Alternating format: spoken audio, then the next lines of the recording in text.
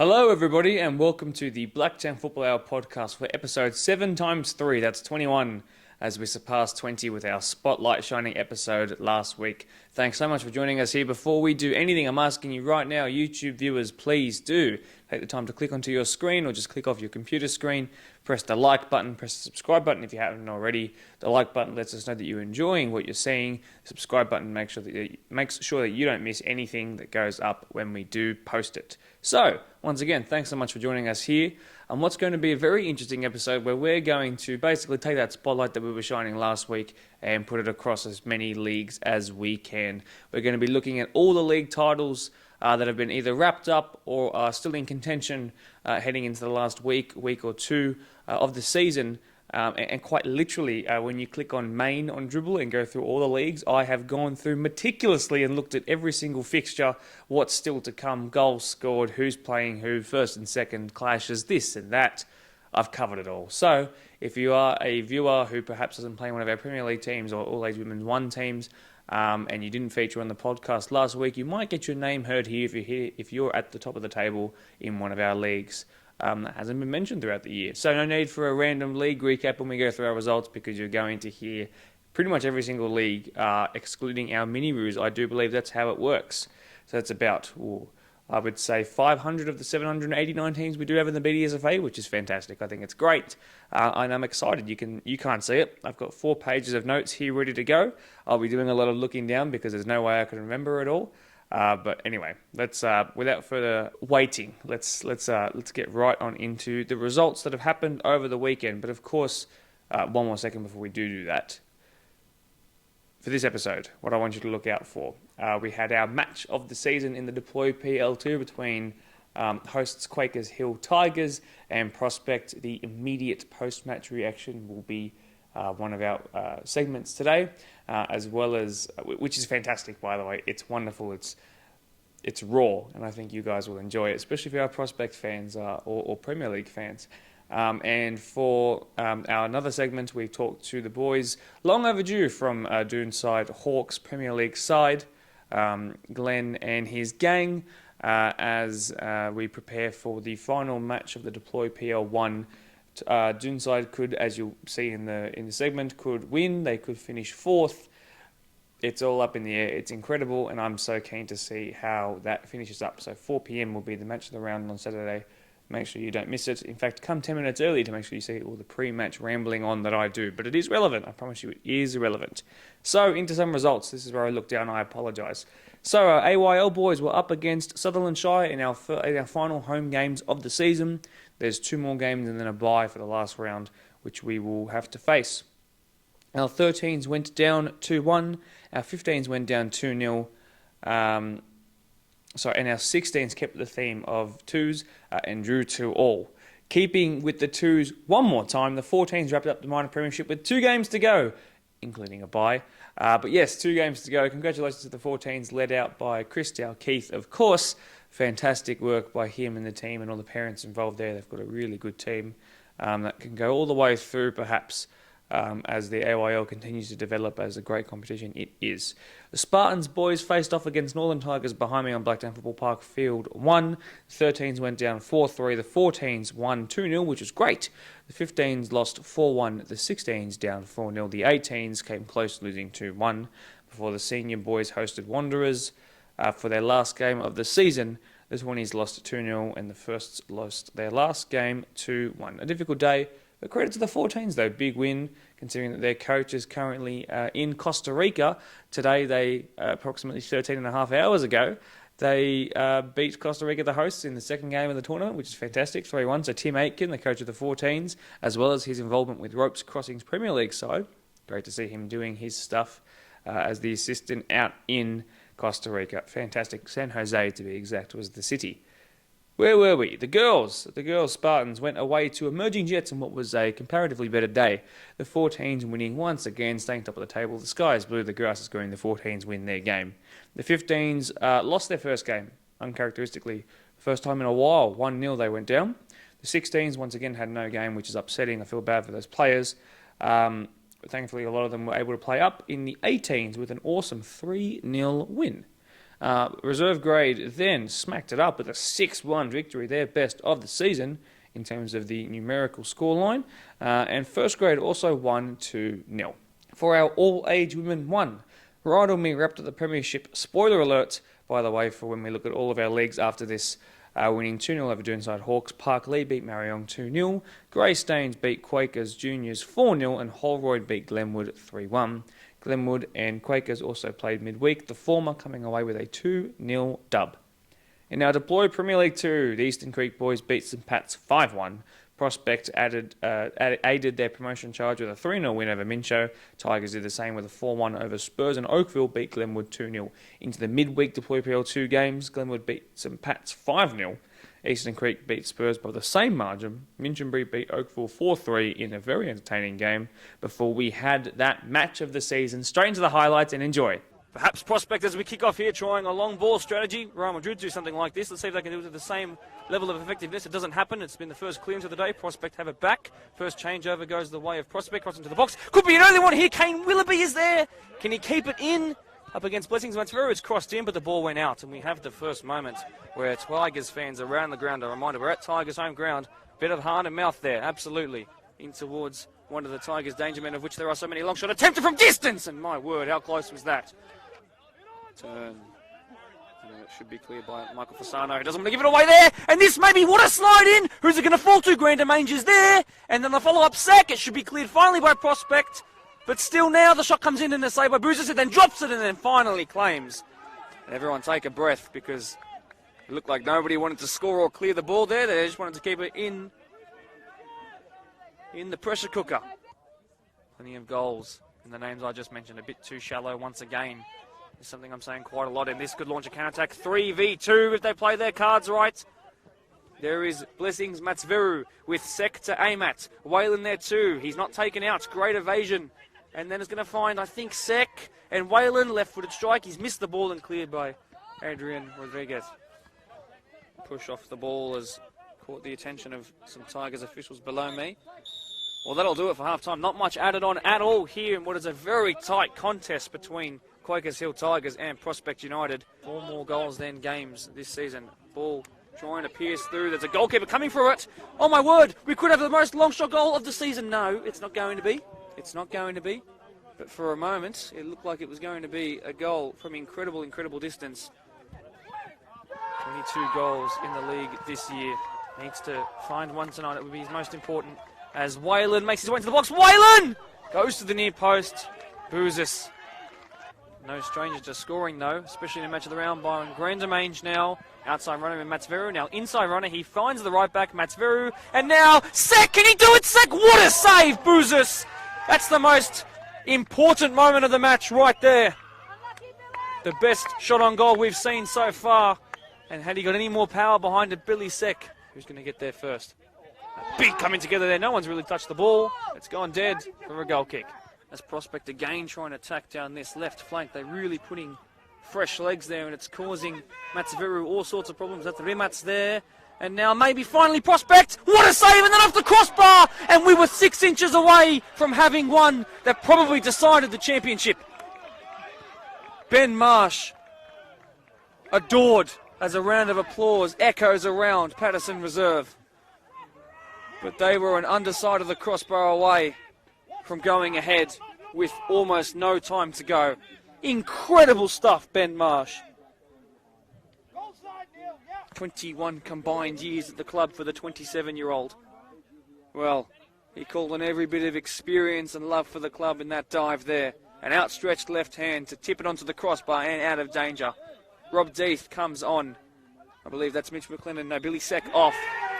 Ben Marsh again called upon. It's found its way to the back of the net. And Prospect by hook or by crook might have found the most important goal of the entire year. After making a save that was so critical just moments ago, Ben Marsh and his defence didn't come for that one. And it's resulted in a goal right on the 88-minute mark. Lee Dryland, you are a match of the round hero. The ultimate redemption arc from being seen on the floor and having to be carried off. He's come up with the important header. And how much time are we on now? It is borrowed time that we are into. Lee Dryland, here he is again. who was so involved in winning that amount of corners in a row, but it won't matter. Prospect, there is ringing of happiness as the final whistle is blown. They've come away from home to table-topping Tigers, and even though they lost in the reserve grade uncharacteristically, an incredible win to probably seal eligibility for promotion. It's a game like no other. It needed a goal. Of course we weren't going to have the first stalemate of the match of the round in the most important match of the season.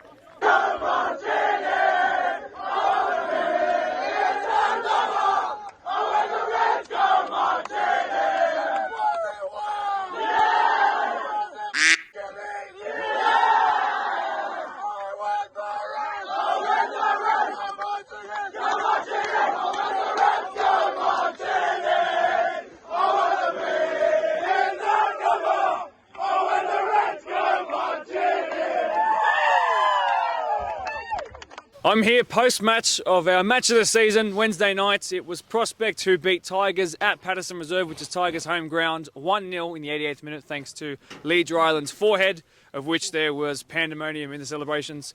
Can I just get an initial reaction from everyone? How are we all feeling after that? Tired, mate. No, I'm not. That was a tough game. They come out guns blazing from the get-go. We knew their intent. We had to stay firm and keep our structure, keep our composure. But at the end of the day, you know, credit to Quakers, took us right to the death. But our heart just stood strong, and we just played for that 90 plus minutes. So. It must have been scary not scary, but a bit unnerving to have the reserve grade, who have been so good, one of the best reserve grade sides we've seen in a long time, lose. It was 2-1, it was close, just like this one in the first grade. It actually put them ahead by 1 point, so they got 3 from that in the club championship, put them ahead by 1. You guys, with that late winner, have now very much inconvenienced them. You've gone ahead by 8. It's all in your hands now. You just need to win your 2 remaining matches against Spurs and Glenwood. Bruises, you had an incredible save to make at about 60 minutes in the 2/3 mark. Did it look good from the up top? Well, I saw you appealing for it to not be a corner, so I know you wanted to take every advantage, even if it... Yeah, it was a great save. I didn't touch it. But it was a good save. So, look, that was probably their best chance of the game. How are you feeling after that? Yeah, so that's, like we said, we got beat in Resis today, and like we spoke about a couple of weeks ago, we said how far they've come in reserve grade. They're fit and strong.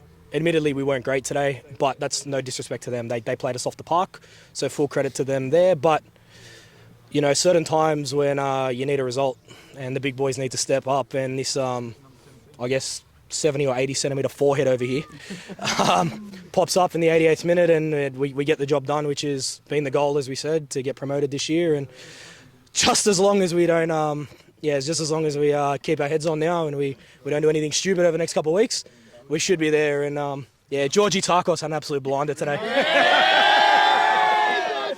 Even if we did have to carry him off in a stretcher after 15 minutes.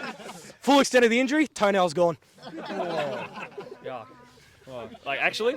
No. I was going to say. Yeah, no, they don't train. He's got 3 days off now between this training session and the game on Saturday. So obviously there's a bit of celebration that goes with this. How do you make sure that your foot doesn't come off the gas now? There's no celebration until 6 p.m. next Saturday. Yep. So we had our little team song, and, you know, we're going to have a bit of fun. We're going to enjoy it in the group chat tonight. But, Saturday focus is back on because there's another 12 points up for offer. Yep. We pick up those 12 points, hopefully, open an 8-point gap, and then all we need to do on the last day is win Resis. And then, I'm sure the Aguile, Trambakis, and the I don't even know where we are in the last round. Glenwood. Nah, we're good. We worked hard, and we got a just result tonight. And all jokes aside, we've all had a good laugh and everything. But, you know, credit where credit's due. Every bloke that's standing behind me did their part. And as a team, we got what we deserve. Good stuff. I'll just reiterate that had you have joined that game, it would have been in their hands. It would have been in Tigers' hands to take out the eligibility for promotion. I think the celebrations were due. If you guys want to do a celebration for the camera and stuff, I don't mind. I'm going to start walking away, but thanks very much. No, I think we might just send you our team song. We've got the video. Okay. No, I tried to, but we're still coming down the scissor lift. It's all good. I'm sure 300 people were filming it, so we're all good. The fat lady hasn't sung yet. Yeah, the fat lady hasn't sung, as they say. So we'll still show you the celebration, don't worry. No, we've done it, boys. So thanks very much, again, mate. Great header. Well done. Genuinely amazing stuff. The narrative of seeing Lee Dryland tear his hamstring as badly as he did and getting carried off and in front of a match of the round crowd to come back and come up with the thumping header that he did to what should be, a promotion eligibility securing goal. It puts it into their hands. They go ahead by 8 points in the club championship now. I think it's a wonderful narrative. The football gods were at their poetic best on the night. Amazing, amazing stuff. Up to the deploy PL 1. Ropes beat Rivo 2-1. Ponds beat Workers 3-1. Dunside beat Parklea 4-1. While in the match of the round last week, Marion were helped to an easy second half thanks to a couple of reds. Enjoy the highlights for that now as well. Colborne, that's a fantastic looking pass. Tim Boss has got his work cut out. Mervyn Chakal is going to be stronger than him. He's done well to get past him. It's Chakal. He's brought down. Penalty in the first moments of the game. The first real chance. And a big decision, but it was made for him.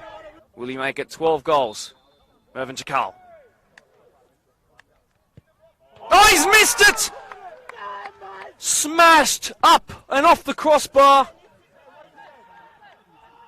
And the man who is usually so composed in situations like that perhaps wasn't 100% warmed up yet. A destroyer, a brick wall they call him. Boama, what a ball that is. And Benny Lamb! And that's the first goal, and what a goal! Another one of the late inclusions to the starting 11. An incredible ball by somebody else who came to the game late, but no need for extra time to warm up those legs when you're capable of brilliant finishes and passes like that. In fact, they might even just be right on the cusp of it, given away in a silly area, and now Boama's found himself one-on-one, can't quite get it under control. Then flicked out a leg at the keeper. That was quite silly of him. Numbers committed forward by both sides. It's going to go on. There's a switch of play, would find Soul Surgeon through. And he doesn't play it, but can he do it himself? He's then taken out heinously.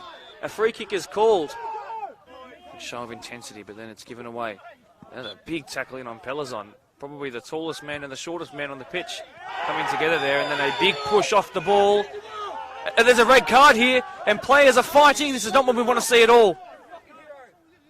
A huge push on Benny Lamb, and on Pelazon it was always going to be higher up on Lamb. And there's been a red card shown. This has just gone into an area we don't want it to. Hopefully things settle down quickly. Pelazon now on the floor as well. Calls from the crowd aren't helping either. My apologies to those watching along. We did not want to see this. We never do. It is tightly contested sport.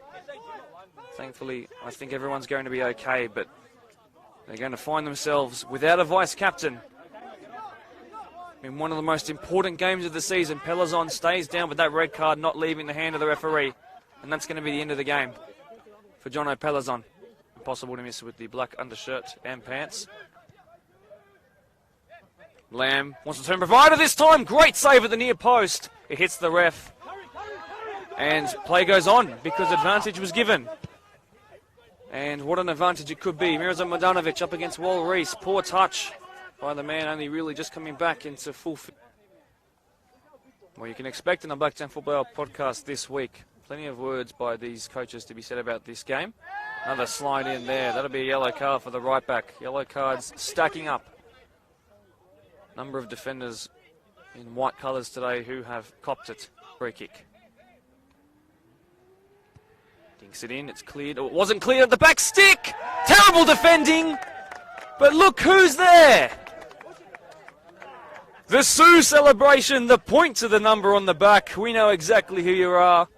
It's Gabriel de Oliveira, who found himself with the entire goal to aim at 1 yard from it. In a penalty shootout win over Ponds. Well, they're looking like that kind of title contending teams here tonight. Bouma, he was brought down. If that's going to be considered a free kick, perhaps a second yellow, Matty Gabriel might find himself having an early shower. He's reaching for the yellow card. And that will be his second. The yellow card's been given. The red card's been given. Quakers are falling to pieces. Well, that'll bring us to half-time in one of the most interesting matches I've seen so far. Chakal tries to square it again. We'll get a second stab at the cherry. Haramis was there. Benny Lamb is there too. And then Haramis! Oh, the finish! Nicholas Haramis. He might be one-footed, but gee, that 1 foot is good. Great finish at the keeper's near post. Makes it 3. And it probably won't be the last one that Marion score before the final whistle is sounded here on this Saturday night. Another great tackle, Colborne. Just perfectly timed. If I had a penny for every time you made a great tackle, as Chakal wants his goal so badly. Chakal, big slide in. That should be a penalty. It will be for Merv, the 29-year-old. Vastly experienced. Let's see if he can pick up where he left off. Under the crossbar this time, Merv. It's Chakal again. Bottom left this time. A really well taken penalty. Went exactly the opposite direction. And he's got something to show the camera here. Almost found Benny Lamb with a rare double. It would have been, but not a rare win for a team who are so good at winning. Marion finally have that dub over a top 5 side this season in the league. And like I said, the curse has been lifted and who knows what they'll do with it from here. They might not finish first this year and have the safety net that comes with that. Their arch rivals Ponds will probably keep that after they won 4-1 today as well. But certainly, when it comes to the all-important final series, I think you might just find that this team will be here too. Big calls had to be made. Big goals were scored. Incredible as well by Benny Lamb, I should say. What a half volley it was.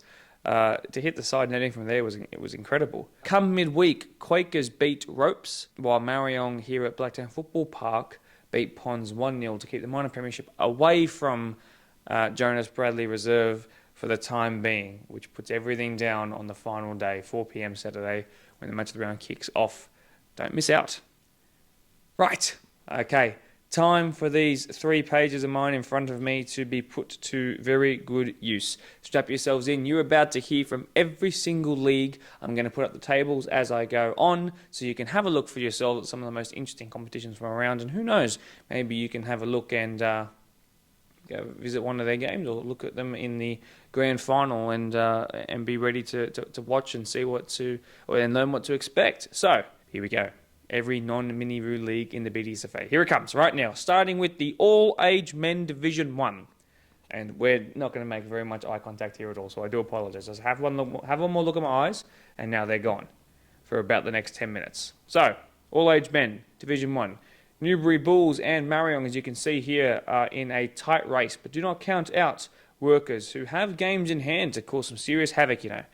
Newbury are clearly in fine form, though. So, I know that there's a lot to go, but that's actually a very good one. All-Age Men Division 1 is going to be wrapped up in a very entertaining fashion. In All-Age Men Division 2, Marion White are on top with a game in hand, with Ropes Crossing being their only competition. With only limited games left in the season, though, which is the narrative you'll hear a lot throughout the rest of this segment, it looks like Marion know how to produce winning teams, certainly, and they might just have too much of an advantage to be caught up to. No need to look at the All-Age Men Division 3 as Blacktown Premier Spurs Red have already taken out the title. Huge congrats to those guys. Let's see how your final series ends up here when we see you come middle of September. In All-Age Men's 4, Lords are looking very, very good. 5 points on Workers White with just 2 to go. Second can still win, but Lords are in prime position. Great to see a Lords team up nice and high. In 5, Tigers are on top on goal difference, but Ropes Red have a game in hand. And with 3 wins from their last 3 games, and their game in hand being against the side at the bottom, they might just do the old leapfrog, you know? In 6, Ropes White have wrapped up that competition well and good. Something about these Ropes sides at all age level is just very, very competitive. They've got that bit of grit between their teeth. In 7, Workers are top, but Spurs White have 1 game in hand and could just do it, you know. But don't count out the Ponds either. Do not count them out. Our all-age women 1. Well, you already know I spoilt it a bit earlier on, but Rydalmere, with their wins in recent weeks, are now mathematically insurmountable. Congrats to Max Andreotti and the rest of his side out at Rydalmere. In all-age women's 2, Glenwood, Ropes and Pendle Hill are all in it, and I'm keen to see who finishes top amongst those 3. In 4, because there's no threes competition, another Workers team who have worked their way to the top. 6-point gap, 2 games to go. It seems impossible that they will drop that, but stranger things have happened. In 5, Ponds are top with 75 goals scored in 16 games, but only 2 points ahead of Newbury in second. Our deployed Premier League 21's prospects remain incredible. First by 3 points with 2 games to go, but wouldn't you know it, of course, Tigers are in second. In the first division reserve grade, so the reserve grade of Tier 1, Marion have a pretty good lead with 1 game to go. Workers in second, and we need to win by a ton of goals and Marion to lose by a ton of goals to overcome that monumental goal difference. A point will be enough against Dunside this Saturday for the reserve grade to be winners without too much more fuss than that, though. Next page. Even though Prospect lost the Tigers in the midweek reserve grade game, they would still win the minor premiership. Congratulations to them. They've been one of the best reserve grade teams we've seen for a number of years. That is, by the way, in the second division reserve grade. On to the over 30s women. In the first division, Newington FC Red are title winners. Congrats to them. In the second tier, Parkley have a healthy lead over Minchinbury, but bar a minor miracle, it seems that the teams whose jerseys are inspired by the colours of Aston Villa will have a minor premiership going back their way. Heck, would you look at that? They play each other this week. So, a win for those at the top will win the minor premiership. A Mincho win would make things very, very, very interesting. In the third tier, St Pats have wrapped up that league. Congrats to those guys as well. St Pats, good to see you guys doing well. On to the over 35s men Division 1. Ropes Red, as you saw with Michael Vieira on the podcast, have won their minor premiership. How good of them. There is no Tier 2 comp, so straight on to Tier 3, which Glenwood Redbacks have already won as well. Quite high there. Finally, at Div 4, Marion White and Marion Red are the only two competitors, which is really interesting to look at. But those in second right now have a game in hand to go top by a point. If they do get all three from that one in hand, it's all in. For the final time, I'll say hands. They're hands now. In Tier 5 and 6, congrats to Marion and Kings Langley respectively. Hello, Kings Langley. Great to say your name on the podcast. It's been a long, long time since I've mentioned you. That last time would be the Mini Roos video. So lovely to see you guys up here in competition in the over 35s. Right, let's go on to the younger ones now. We'll go down to our 12s mixed Division 1. Ponds, Lords and Prospects could all win it with limited games to go, with Ponds and Prospects playing this match week. How exciting is that? In the twos, St Pats have a 4-point lead over Polonia. It's all in St Pat's hands, but anything can happen. Like I said before, stranger things have happened. In the threes, hello to Kings Langley again. Workers and Dunside could all win it, of course, as well. But we will see who comes out in front, who takes control of that driving seat. For Division 4, River have wiped the floor with the competition this year. Props to them. In Tier 5, Ropes have that 3-point gap on second, with them and Tigers having identical last 5-game form. Very, very interesting. In the 12s, Girls 1, Greystanes, Marylands and Parkley could all come out in first place, but Greystanes have the advantage. Keep an eye on this week though, as they play second place to put the minor premiership up for the taking. Very interesting there. Someone let me know how that goes. In the second division, Toongabbie Demons have 3 points over Newbury. But again, anything could happen, but it's looking like it will go the way of the GDSFA side. In the 13s mixed Division 1, Quakers Tigers have won the comp already, with the Tier 2 comp being a bit closer. Parkley and Marsden Park. Hello Marsden Park, great to hear from you guys as well. Could both win, but it's more likely that the former will do so, of course, with their numerical point advantage. In Div 3, Ropes have tied that league right up. Ignore the pun. Under 14s mixed, Newbury Bulls have won Division 1, Rivo have won Division 2. Tier 3 though, gee, it's close between Eastern Creek and Rudy Hill. The game in hand will help the table toppers for sure. Also, hello to Rudy Hill, good to see you guys up there as well. In Div 4, if Tigers win or draw that game in hand, they will finish first. With the 14s girls Division 1, Quakers Tigers play second place Glenwood, where a win will secure their title. In the second division, Guildford and Macready have wrapped up proceedings there. Congratulations to them. We are almost there. 15s mixed Tier 1. Keep an eye out for your team, your league here. 15s mixed Tier 1. Prospect have won that league. Prospect and Ropes. We've heard of you guys so much. Stop winning so much, hey? Tier 2. Ropes are so close as well to wrapping that one up. Prospect will be hoping for a miracle. Prospect again. And in Tier 3, Marion Red have a very, very healthy lead on Quakers Juniors, but again, not done just yet. Under 16s mixed Division 1. Polonia surely will wrap things up this weekend, considering their 6-point gap on second. In Division 2, Minchinbury and Polonia are tied on 34 points. Now that's close. That will be very, very interesting. Who knows who will come out on top? In Div 3, Tigers have 2 points on Ropes and Marsden Park. Any of that top 3 could still win it though. With the 16s girls, Division 1 has been won by Glenwood Redbacks, as seen on last week's podcast. Congrats to those girls. They all spoke really well under pressure in front of the camera, and they're also playing well when the time comes. So, Congrats to them to get a big win over their rivals as well. See if they can do it in the finals. There is no Div 2, but there is a Div 3 in which Workers have a 5-point gap on second place, and a win over third place Newbury on the weekend would assure first place. Almost there. The under-17s boys, if that's your league, hit the like button right now.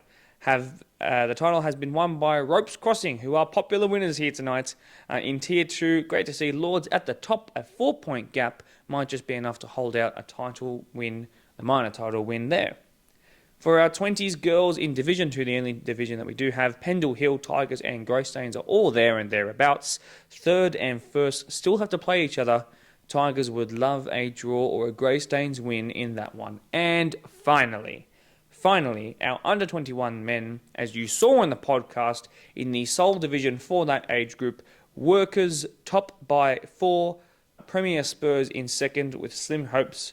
Nonetheless, a win for one of those two Workers teams. The second one is in third place. Would see them finally rounded out. They spoke very well, did Jason Notley and Arav. Let's see if they can wrap up the title as well. Right. Thank you for sticking around. That's a wrap-up of all of our leagues, minus the Mini-Roos ones. I think there have some really incredible ones. That all-age men's one, the very first one we talked about. The under-16s mixed Division 1, where there's 2 teams on 34 points. Sorry, Div 2, 2 teams on 34 points. There's one in the all-aged women's, which was very close as well.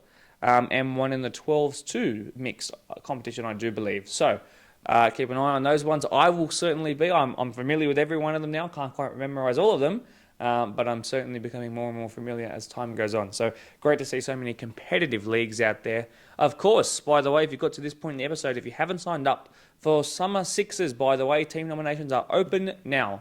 $100 for juniors, $130 for seniors, as it says on our website. The Summer Sixes competition has gone from 800 in the first year, its inception year, to over 1,000 last year, and we're hoping that following a full winter season, including a finals series coming up, that the numbers will be higher than ever. So I'm going to try and put my hand up to play for a team as well, make my own jersey and put my own horrible name in front of it. So if you're thinking about keeping your fitness up and your ball skills up over the off-season, no better way to do that than from October 4th, which is a Tuesday, by the way, to go and kick around behind us on the synthetic on a small-sided six-a-side game. So, sign up for that. Strap yourselves in for the pre-match of the round interview with the Dunside boys, their Premier League side. A couple of their best players and their coach, of course, came out to speak to me. Hope you enjoyed what you saw from Prospect, by the way. Great celebrations to them. Let's see if they can hold it out as well. But until then, I will see you at the end of the episode. It's actually recording. If you want to start saying something, I don't mind. Will Dunside win the minor premiership? Stay tuned. Yes, we will. Tonight on the Blacktown Football Hour podcast, I'm joined by 3 of the boys, including the coach and 2 star players from Dunside Hawks' PL1 side, who have been so successful this year and could cap off with this weekend in a final PL1 game with a minor premiership if results go their way. And of course, they produce the goods come 4 p.m. Saturday. You can watch it live, of course, from our YouTube and Facebook page. I'm joined by Jamison, the keeper, Ethan Eichen, who's one of the wingers, or even central when he feels like it, and of course Glenn Zwerib, who is the coach of this side and has been for many years. Boys, thanks very much for joining us here, by the way. Thanks for having us. Excellent. It's good to have you back on. It's been a couple of months, really, since we last had you on, and you guys have continued on the success you started on with early, and you've been so consistent, which is one of the key concepts we'll talk about throughout this interview. So I want to start with the game that's coming up this Saturday, a couple of days' time, against Mariong. You've beaten them once this year. It's not something many clubs have done in the last 4 or 5 years or so. So I want to talk about that 3-1 win that you guys had at their home ground, Harvey Park. We were just talking about it then off camera. Why don't you guys detail for me a little bit about how that game went, if you can cast your mind back? Yeah, look, bit of the story of the year. We started off pretty slow. Went down 1-0 after dominating a fair bit in that first half. But fought back. I remember the last game of the season last year before the whole comp stopped. We were down 1-0 as well. We ended up beating them 4-1. And I think it played in a bit of the back of our minds going into that game. So we knew we could fight back. We knew we could get a goal, if not 2, 3, which we did. We went into halftime 2-1. Second half, they dominated it a fair bit to start it off. But then once we got our groove back, it was game over. We scored another goal and then could just shut them out, which was good. Awesome.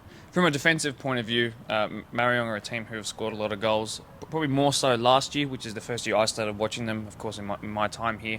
But they're still just as scary when you look at them on paper. From a goalkeeping perspective, what's it like to come up against them in terms of set pieces and stuff? Because I know you talked about how much they're playing short corners, for example. So what have you noticed over the years of Marion when it comes to things like that, game changes, potential game changes like that? Yeah, look, well, again, just going back to last season as well, they beat us 6-1 in the first game. They dominated. They're taller than us, and it was scary always hearing about the whole Pons and Marion rivalry, how good they are. It was good to actually see it. And yeah, like that second game and the first game this year, it was good to get a win, but they are good at what they do. You can tell they're a very well-drilled team. And yeah, they're very clinical. If you give them the space, they'll definitely score. Ethan, let's pass to you. You were involved in that game, yes, of course, as well. Was that one of the ones you didn't miss? Okay, good. I was there. Good. So, from your perspective, I mean, there's not much to give away with only one game left in the season. But where did you find that they were? Where did you find that you were getting in behind? Were you sort of finding half spaces and creating? What was sort of your role?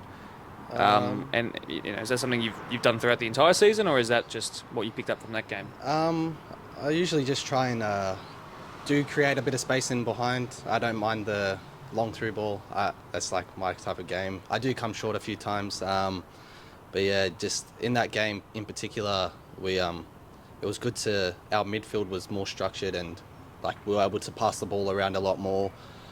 We as Jamison said, we dominated pretty much that game. But yeah, it just worked out that when we were 2-1 up at half time, they wanted to press a lot more. So their fullbacks were bombing up forward and just gave us attackers more opportunity to attack them, obviously. And yeah, it just worked out to snag a little goal. Glenn, from your perspective in particular, sorry to interrupt your last word just then, but from your perspective, when you are being pressed by a team that knows how to press and you're 2-1 up and you're trying to defend a lead, not just in that game, but in any game throughout the season where it's been close, what's that, when you can't just call a team over for a timeout, but how do you coach from the sidelines to make sure that your team stays sharp to the end of the 90 minutes and retain 3 points? Well, the boys will tell you I yell at them. But no, I just tell them to keep their structure, keep an eye out for it, know what's around you. Got to know your surroundings all the time, know what's around you, and just believe in each other. I always tell the boys, believe in each other, because I believe in them, and they've shown it this year. Like, there's been a few games where we've gone 1-0 down. I think there's a few, 4 or 5 actually, and we've come back and we've scored. I think I said it the other night to the boys, every player in the first grade side has scored a goal this year, and not to rely on one player all the time is a big positive, massive positive. Like my fullbacks scored the other night. So absolutely, yeah. So it's a good thing. But I just tell the boys that keep their structure and just keep working hard. That's what they do. Now, hard work, I think that's a great way to end your point there. Is from what I've noticed, I still hold that I think you have one of the hardest working midfield engines in the entire of Blacktown community football. Really, I think those two. From last time I remember, it was Kyle and Daniel Alessi. That might change, I don't know, but particularly Daniel Alessi, sorry to bump you out, Kyle, but he seems to amaze me with how many kilometres he goes through. Now, I might be wrong, that might have changed since last time. It's been a long time since we've had you on. I've got to watch you live. But can you tell me, what's been the sort of the key, like, you guys have improved year on year, and certainly from last year to this year, so what do you think the key area has been for you guys that's been made the difference between last season's performances and this year's? I think all over the park, actually. I think we got stronger all over the park. We've got a couple of new boys that come in this year, and we've missed Ronan for the last 5 weeks, but we had another young bloke come in, and Jake Taylor, and he's done really well at centre back. Another young bloke in Jordan Hannon, he's done well as well. And yeah, it's just the boys are a tight-knit group, and that's what I think brings a lot out of it. They're very close, and they all get down there, and they're all mates. So I think they fight for each other, and that's the main thing. But our midfielders got stronger, and I will say that Alessi is playing really well. He's been playing, he's assisting goals, he's scoring goals this year. So he's, I've already told him he's had a fantastic season so far. And just tell me, how long have these two boys both been at the club for, or at least involved in the team? 2 years. 2 years? 2 years? 2 years each. Two? Okay. Three for Jamo and 2 for Ethan. Because what I've noticed is I think besides Workers who went through their big change in the off-season, the top 5 teams this year have been together for a long, long time. Now, I know there is a core of your squad that has been together for a long time, or have at least played at different clubs and come together as well. So in terms of who's stayed together the longest, it's probably Pons, Mariong, and then it's sort of you guys have been sort of after that. So I think that's definitely that sort of having that consistent team lineup, or at least the personnel in the squad, proves to be very effective in getting results. Yeah. I want to talk about consistency in particular because for a long, long time, and I'll apologise to you now, I've called you the Robin Hood team. So that basically means they take from the rich, they beat the best teams, and they made us struggle against the lesser teams to put it to what it says on the table. Now, I did some maths on that pink piece of paper I have over there. Your record out of 7 games against the other top 5 teams, it's the 4 other teams in the top 5, you are 51% of those have been wins. And then even more of those, around 62% have been undefeated. So you've had 4 of those have been wins, and one of them's a draw. Against the 8 games you played against the non-top 5, you're at 75% win percentage, which is very good.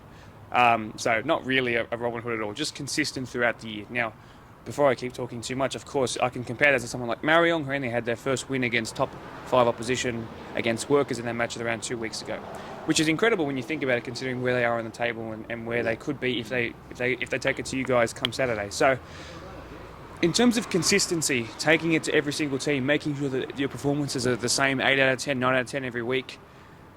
How have you? I'm sorry to keep ignoring you guys question-wise, but how have you managed to keep everybody at that sturdy level each game? Well, training's been a bit hard. You know, we didn't train for 2 weeks because we had to buy twice, sort of thing, and that sort of put us back. But I just think the boys they want to work hard, and they love the big games. They absolutely love the big games. I wouldn't say lesser sides. Everyone's can beat you on their day, no matter what, and that's how we go into every game. We don't go into a game saying we're going to win this game. We go into every game thinking, if we get beat, if we don't turn up, we'll get beat. And that's how the boys approach every game, no matter what. Even playing last night, we didn't walk out there thinking we're going to win this game. We knew we had to do a job out there, and we just went out and do it. But the consistency, I think, comes down to all the hard work we do. And, like some teams are not training, we try and get there every week. Even when it was raining the other night, we were down the park. Jamison, I'll ask you just in the middle of that right there, because I think that's a good point to end on. But in terms of what the training ground environment and the team mentality is, in the sheds before the games, I'll ask you both actually from both of your perspectives, respectively. What is that like? What is that sort of pre-game mentality like? What's that training environment like? If it's banterous, that's fine. Just tell me about it. No, it is. It's good fun actually. Like, obviously both of us coming from MPL background, it's not as banterous. It's very serious, which is how we take it. A bit of music in the change room, bit of laughs, bit of roasting and stuff. But once Glenn comes in and we know we have to start warming up, then it's time to switch on and we get to work, which is exactly how you want club football to be. For a team that is, at least from my eye test, that is running a lot of kilometres per game, how much time are you dedicating to warm-ups? Because some of the top teams don't warm up as much, and they somehow don't get that many injuries. But for you guys, how much time goes into warm-ups and making sure you're all good?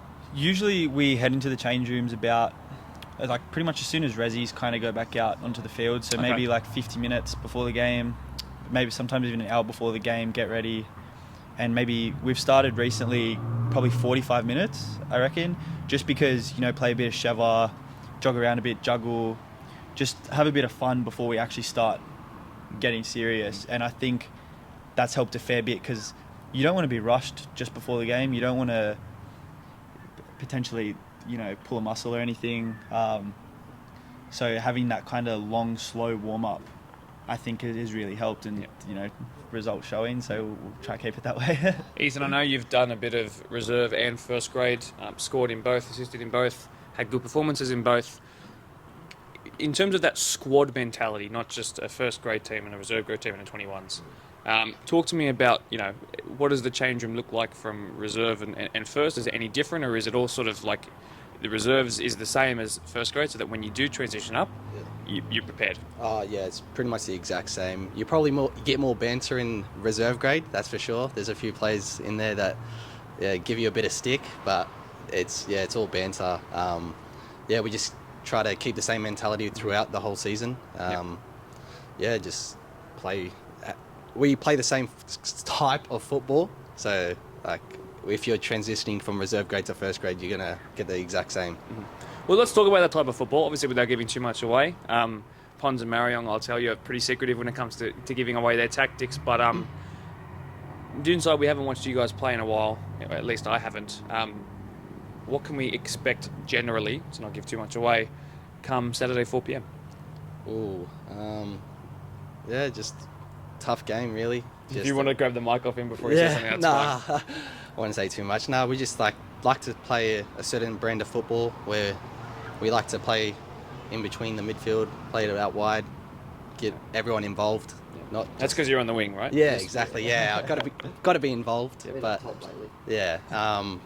Just play football, really. Just try and do what we can to get the win, really. That's not all we really do. Yeah. Glenn, going to you. Now, you're currently sitting in second.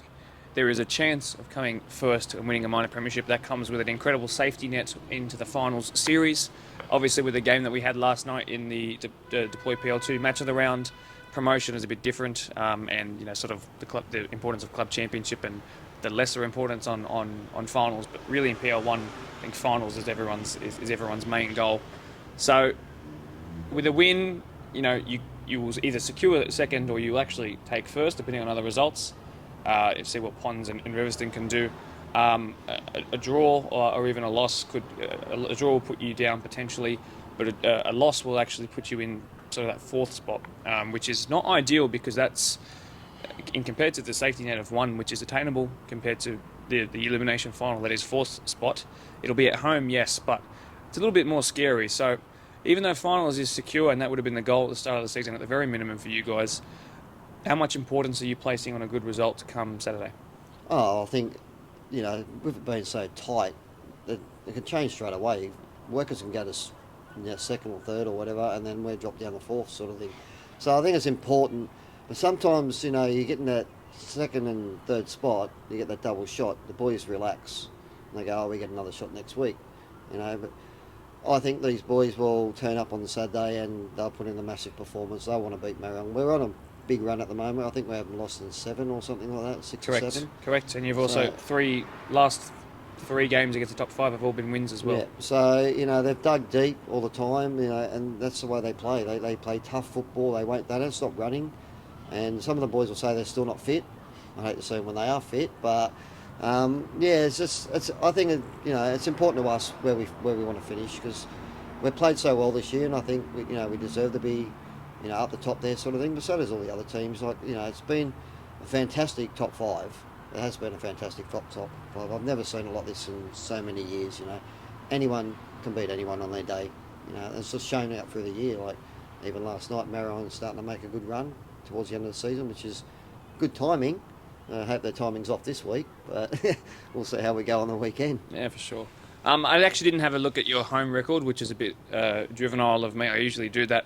But I know that Glendinning Reserve is always a great place to go. And Hawks Nest. I spoke to Sean earlier today about not quite about the match of the round, but he mentioned that he's excited to get many numbers there, and players will be sticking behind from 21s to reserve grade to make sure that you guys have full support around the place.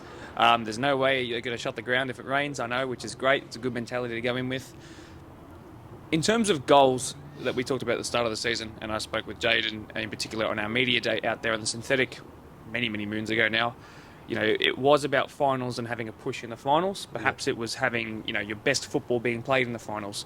Now perhaps that's what is happening with Marion, with their getting better as the season goes on. But you guys have been at a level, and you've stayed at that sort of 9 out of 10, 8 out of 10 all year. All of you guys generally.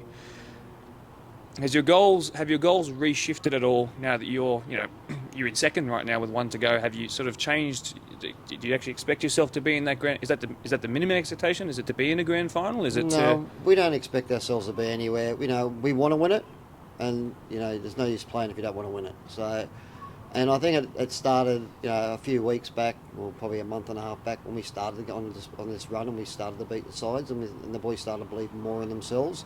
And they believe they can win it if they get there. So we just take one game at a time. We don't look as far ahead like the future. We take one game at a time, and we deal with it then. We don't concentrate on what other teams are doing around us. I said to the boys the other night, we just got to concentrate on ourselves and play our football, and you keep doing it and working hard, and the results come our way. And Sure. they have been working hard. Absolutely. Very, very, very, very last question. I'll pass to Jamison as well. If you give that one to Ethan, I'll give this one to you. In terms of the involvement of the reserve grade and first grade, I know a lot of players back up to play multiple games. So can you talk on your experience of that throughout the season? Has it given you more football minutes in the boots, or is it like what kind of impacts has it had having to play across both grades in one day? Has it bumped you guys at all, or has it made you even stronger? No, I reckon it's definitely made us stronger, just so it gets like the younger boys that are coming from 21s as well, even coming up to reserve grade, and then they're getting minutes in reserve grade, so they're getting better as well. So it pushes them to get better and get first grade to get better, so that we stay up, like keep our position, because we know if we fault 1 week, we could be in resis for the next. Same?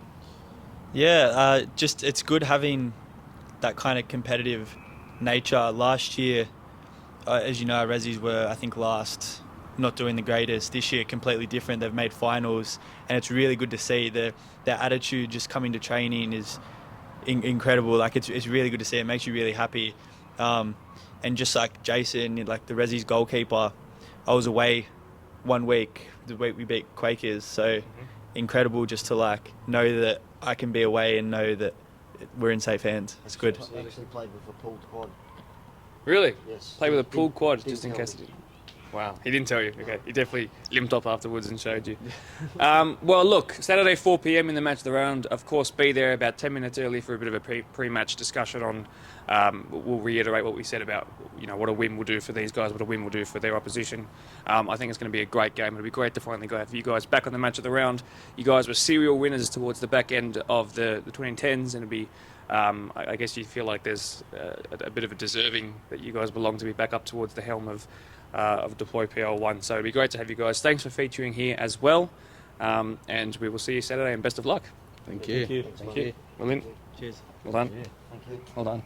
I think it's going to be a really good occasion heading down to the match of the round, 4 p.m. on Saturday. Well, obviously, I'll be there earlier to make sure I do what I do and learn all the things I need to learn about Dunside. But a fantastic club run by fantastic people, many volunteers, and there's fantastic players there who really love the club and have come to love it in the short amount of time that they've been there compared to some of their juniors, for example. So I'm excited to see how that game goes. I think Marion will be bringing their A game, and I have no idea how that's going to finish. We're going to be getting live around the ground updates throughout the day.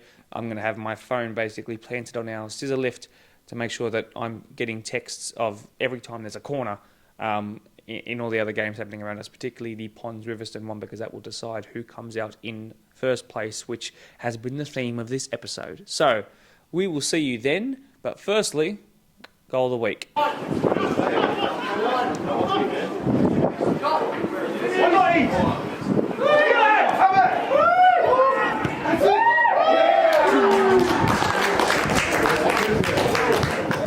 Not quite sure what that awkward wink was before we went to that goal of the week, but we're going to go with it anyway. What a fantastic goal it was. I haven't actually decided it yet. The goal of the week's going up on a Friday, which is a rare occurrence, but that's been the way the cookie has crumbled this busy week. So, whoever scored it, actually no, I do have someone in mind. I do believe, yes, I do think I have. I do know which goal it is. It involves a pirouette. And the pirouette is fantastic, and the finish is even better. And it was at Labor Sports Complex, and I think you're going to love it. So, great goal of the week. I'm going to say thank you for letting me talk so much in this episode, my own little segment, I guess, to cover all of our great leagues around the BDSFA. Thanks so much for joining us here. We're going to cue the outro music now. Don't forget to like, share, and subscribe. See you later.